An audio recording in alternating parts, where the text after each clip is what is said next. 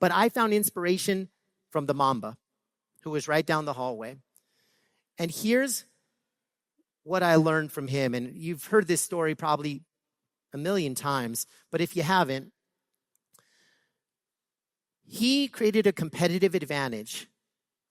I call it the law of separators.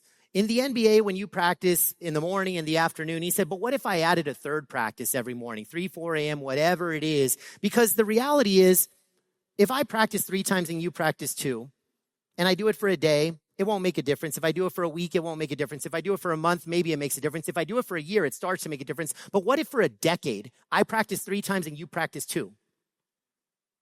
What if for a decade that happened? And that's the law of separators.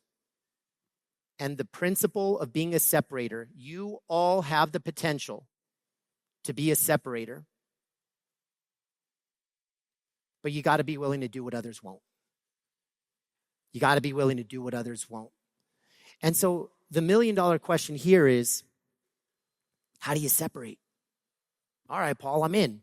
I'm drinking the Kool-Aid. I want to separate. I want to be like Kobe. I want my own Mamba mentality, whatever that means to you. Well, Captain Obvious said, here's how you separate. The majority of the world is that dinosaur shirt. The majority of that world has the Sunday scaries.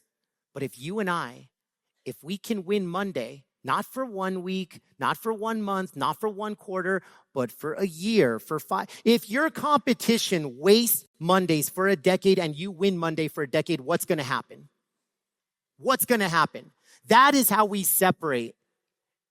And it is one decision, one action, one commitment away to win Monday. Because I want to have a movement here, folks. I want to have a movement. Let the rest of the world, let your competition fantasize about Friday, but you and I, we lock arms and we win Monday.